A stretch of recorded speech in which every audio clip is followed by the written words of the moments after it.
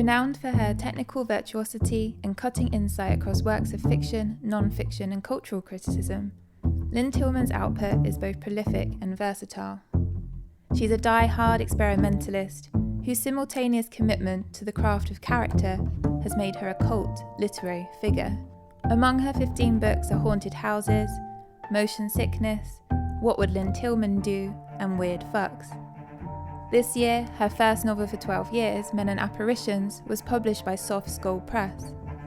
Featured in Tank's book issue, the novel was described by Barbara Epler as ostensibly about masculinity. The novel is more deeply about all real memory work, where clarity can get ugly.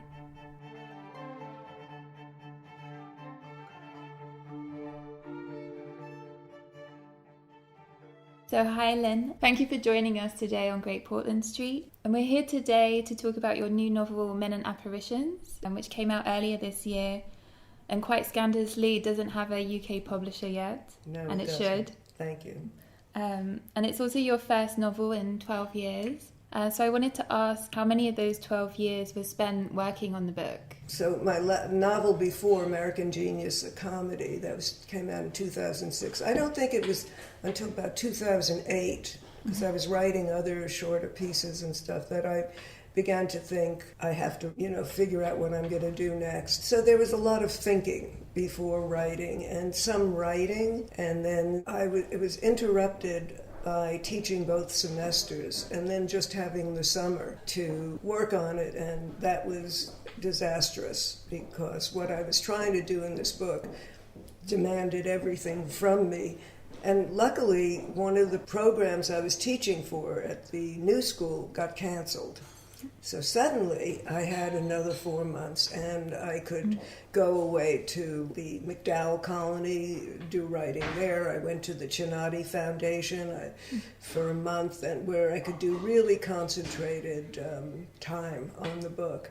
So I would say there were 4 years of chaos and reading and doing a lot of research and a little bit of writing, and then the next 4 years was probably when most of the writing was done. And do you think that process affected the narrative of the book? Well, I knew what I wanted it to be about, but I didn't know how I was going to go about it. I didn't have an outline or anything like that, and I would go from one part to another, and it would seem to me I needed to do something like this, or I needed to do something like that to construct the kind of narrative I wanted my character to have. And there are a lot of different elements that come into the book. So I think taking time does affect the narrative. I think as you're working something through more slowly, you recognize more possibilities, perhaps. Mm-hmm. At least I did. And the book is narrated by a 38-year-old cultural anthropologist in Yes. CQ, and ends with his field study titled Men in Quotes. Yes. So there's, as well as telling the story of his family and his relationships and his travels, there is quite a I don't know if collage would be the right word to describe. There's this kind of interaction with a lot of theory that occurs throughout Yes. the book, particularly photographic theory, and the role of images in our lives. And I was just wondering if that must have been quite a fun process. I mean, you're also a critic and have written extensively for Frieze, but in the book you're sort of fictionalizing this critical perspective through Zeke. Through Ezekiel or Zeke, yes. That was interesting. You take a character and you give him certain characteristics. I wanted him to be thinking about the images. I wanted him to be thinking about where ethnography and cultural anthropology are now and where photography is now, especially in the digital age, and the differences that are occurring. And of course, dealing with photography, you're dealing with images as well, because a picture is different from an image, of course. And but pictures produce images, just the way words produce images in our minds. So I had a lot that I wanted to do, and he's a 38-year-old guy, and he also has a crisis, which I don't want to tell anybody. And through that, he kind of falls apart and is sort of trying to put himself back together And one of the things he wants to do is study his own group, which he refers to as new men, the men born after the women's movement, whose mothers and sisters and friends are feminists, and their attitudes toward women was what I wanted to explore. I had a quote from him, actually, from the book. Role-playing inhabits family photos and gender structures relationships in them. Pictures are social relations, not just mirrors of them. Gender and image, from my POV as an ethnographer, are interactive. Yeah, and you have chosen to write the book from a male perspective, which I was, just reading some of your interviews. People seem to be picking up a lot, as in that's quite a strange thing to do at the moment, to write from a male perspective. When I know you've written Cast in Doubt was also written from a man's perspective. And just to go back to this sort of investigation of the new man, I was wondering if, over the course of the 12 years that you were sort of gathering the content for the novel, if your ideas of the new man changed. They were kind of augmented, rather, by my investigating and sending this email questionnaire out to about 40 men between 25 and 45 years old.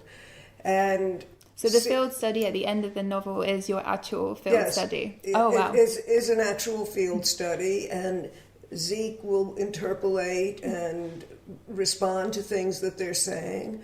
And it was fascinating, absolutely fascinating, the responses I got back, because I was recognizing among these younger men a lot of confusion, the roles or the behaviors, the way in which people, men and women, whether gay or straight or queer, were relating to each other was different. And so I got a lot of that in these responses. And it really is a complicated time. Some of the guys reject masculinity. Some feel that they can't entirely because it's part of them. But there's a lot of questioning about what a man is, in quotes, and their differences from their fathers. I did ask that question. How are you different from your father? Which bred some very... Yeah, what were some of the responses? Well, one guy said that his father didn't know how to seduce women, and I thought, wow, that's a very psychosexual thing to say. Yes. One said that his father didn't have any trouble saying sexist remarks, which upset him very much. Another said that he thought that his father perhaps had it better than he had in terms of being a man because he wasn't as insecure about being a man. So it went across the board in different ways, but certainly there's a lot of confusion. And I think for women also. And it's funny, as the more I did this, I think what did register for me, the more I was studying this and thinking about this, was realizing that the effect on men of feminism and the women's movement was very great, and perhaps even greater than on women. And of course, it's they who really have to change. Women have to change, but men also really have to change to give up some of their entitlement. Yeah. So that's a long process, and we're just at the beginning. I don't know. In America, obviously, we're in a period of terrible retrenchment in terms of civil rights, women's rights, all sorts of rights, immigrants' rights. This was a country that welcomed immigrants at some point, with some exclusions, but it wasn't so anti-immigrant as it is now under Trump, who's trying to limit even legal immigration. It's just horrifying. It's really horrifying. Some cities like New York City or some states are what we're calling sanctuary states, where that kind of hunting down of illegal immigrants is not going to go on. People are just being picked up. People who've lived in Nevada for all their life pretty much, who had come over the border illegally, they're being thrown out of the country. True, yeah. It's terrible. And it is, it's pinned a lot on this kind of pushback against the kind of what might be seen as like a dampening of machoism particularly in popular culture. I mean, that's one interpretation. It's quite a simplistic view, perhaps, of particularly in, you know, the kind of dialogue between West and East that happened, where, you know, we had all these ISIS cases all the time, and it felt very much an argument to some extent about who was going to protect women. Or control them. Or control women, exactly. I still think that one of the great forces in all societies is the control of women. Because obviously they still give birth, and they create populations. And until women no longer do that at all, and most societies take care of these infants and so on, until that stops happening, control of this sex is really bottom line for many, many cultures. And in terms of machoism, just thinking about what I can't call him either president or his name, I call him Thing with a capital T. You know, whatever Thing is doing, he does represent a kind of virulent idea of masculinity, and his attitude toward women is disgusting, really, truly disgusting. And, you know, I believe, as according to Freud, that we all have masculinity and femininity within ourselves. It's a matter of degree, which part of you is most prominent, let's say. But Trump, interestingly, has come along at a time when I think probably male insecurity is high, and he represents a kind of Neanderthal or something, and that may be unfair to Neanderthals, who knows? Yeah, I mean, the 2016 election, one way to look at it, I thought, it was so much about shame and about sexual shame, both at, you know, in the kind of how Clinton was represented and Trump. You know, Trump was, you know, took those comments about pussy grabbing, for etc. Clinton is sort of seen as this, like, shamed woman to one extent, if you know... Go all the way back to the 90s. Yeah, I wrote a piece for BuzzFeed about that I thought that I supported Hillary Clinton. I think she's a brilliant woman. She has failings and so on, but I wanted her to be president. Just back to the questionnaire, how did you find the 40 subjects? So I've had lots of friends, male friends. Most of them, I mean, it's a very small sample, very small, very select. All of the people are intelligent, thoughtful people who are thinking about these things. So it's not a representative sample. It is just a sample. So they're friends, artists I know, writers, former students, different kinds of men, different ethnicities, races, you know, 2 trans men, 1 gay or queer identified, I forget, 1 gender neutral. So there were lots of different positions. And curiously, many had similar responses anyway. Oh, wow. Yeah. Well, I think if you want to identify as a man, then you probably take up certain positions. And using that sort of sample of a field study, it seemed to chime quite well with, you referred to a lot Clifford Geertz throughout the book, and his kind of perspective on that ultimately the anthropologist is a narrator. Yes, that's right. Well, one of the things that's so fascinating about contemporary anthropology is their turn to fiction, to the recognition that what they're doing in creating narratives is to make fictions based on, or to tell these stories based on their observation, but also subjectivity, that there was no way to escape that. And Geertz is a particularly beautiful writer. So how do you think I can get a publisher? And part of the Men and Apparitions, it was a pick of Barbara Epler in our Tank Summer Books issue. We've been lucky enough to have you here last night for the Tank Book Talks. And now you're here doing the podcast, so you have the full Tank endorsement. If any UK publishers are listening, I love that. I wonder if I'm just the wrong kind of American writer. I think, in a way, it's hard to buy fiction across countries, and unless you're extremely famous, you probably won't be translated. And I think also, for instance, there's in mind for an American what an English author might be. And if an English author doesn't somehow represent that, and I think that's probably true for American authors or German, and that's all about expectations and what will sell also based on Can I ask a slightly provocative question? Yes. Do you think it would be picked up if you'd written from a female perspective rather than a male perspective? No. No? I think the opposite. Oh, really? Yes, I think it's an interesting, maybe a point of interest that was done.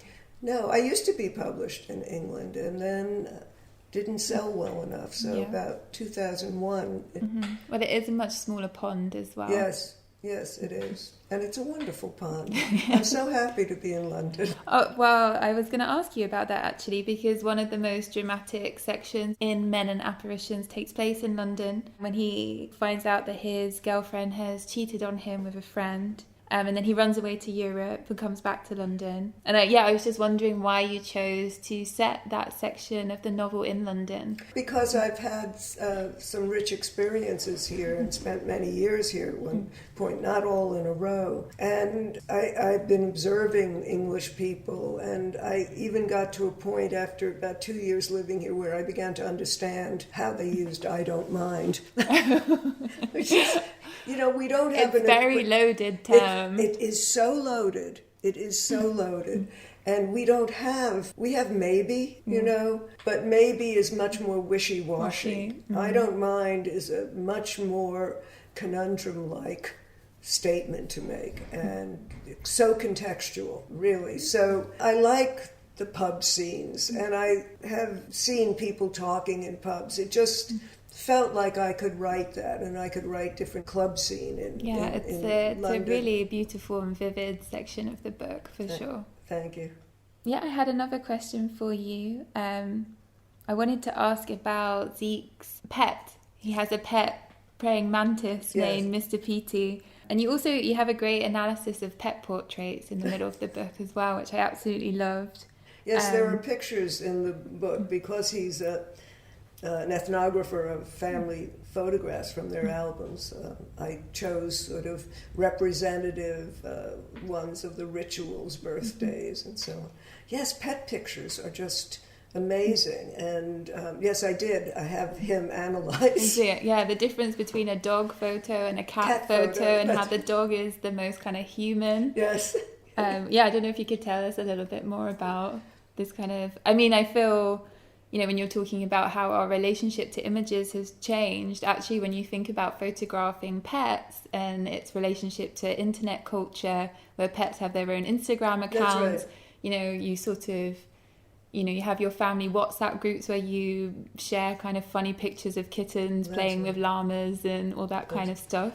Well, in our digital period, and with everyone having phones and the massive collection of images is very different from the ways in which the camera was used years ago. You had to buy film, you ran out of film, you had to get the film processed. It was a much more arduous process, and now it's so easy that it becomes meaningless. And we take 1 billion pictures and we delete the majority of them. So what are we taking the pictures for? I was just reading actually the top 10 jobs that are going to be obsolete in the next few years, and the number one was photo developer. Yes, in my novel, in Men and Apparitions, there's a picture probably from the 1940s of a young man in a uniform and an older man with his arm around his shoulder, and they're standing very solemnly having their picture taken. And maybe the young man is going off to war. Now that's an important picture, and they pose for it. Now, posing is a much more jokey kind of thing. It's not so important. There's so many images of us. Probably your author photo is taken more seriously than anything else. So I was really fascinated from when I was a little girl. I was the youngest in my family, and my sisters were 9 and 6 years older than I, so I emerged into a fully constituted family. And when I was very little, I would take out the family projector and show myself when I was alone. No one was in the house. And I'd go into the living room and a white wall there, and I would project these films of my family. And I did that many, many times, just trying to figure out what came before me. Wow, that's really fascinating. Yeah, I was going to say as well, you mentioned Barthes and Sontag in the book and their sort of idea of the photograph as a little death. And I wanted to ask if you feel that applies to the digital image. Zeke in the book is quite dismissive. He talks very much about how, the viewer is an essential part of a photograph. Right. That's right, which is using reader response theory. And I think that Barthes wasn't thinking of that then. Such a brilliant man. I think the focus, especially about those images of his mother. But I was focusing on the fact that in order to activate a picture, someone has to look at it. So I was really interested in that difference. But does it mean that pictures are important anymore? We just live in so many. We live with so many. They're just everywhere. It's our wallpaper. And I think it's really hard to know how we are being affected by that all the time because it's so massive. But we do get rid of those images so quickly. Yeah, with a sort of shrug of the shoulders as That's well. right. Like sometimes you lose your phone and you'll have 1,000 images on there and you kind of emotionally move on quite eerily quickly. Yes, but again the question is, why then do we take them? Why do we need them? It could be that it's still such a novelty the last 10, 15 years and that in another 5 we won't anymore. Yeah, I wonder sometimes if it's a sort of socially acceptable form of hoarding. Well, there is a hoarding aspect to it, but it doesn't take up as much space. Those were actually all of my questions for you. I guess I had one more. You mentioned at the book talk last night a quote from Virginia Woolf about how a novel is a continuation of other novels. Books continue each other. Books continue each other. And I guess, how do you see Men and Apparitions falling into that? I think in the largest sense that she meant it, and when Stuart Home asked me last night, the name Clarissa is there, were you thinking of Samuelson's Clarissa and so on? And I'm sure that in my literary unconscious, and not that unconscious, that name will always be associated with Mrs. Dalloway and with Samuel Richardson, yes.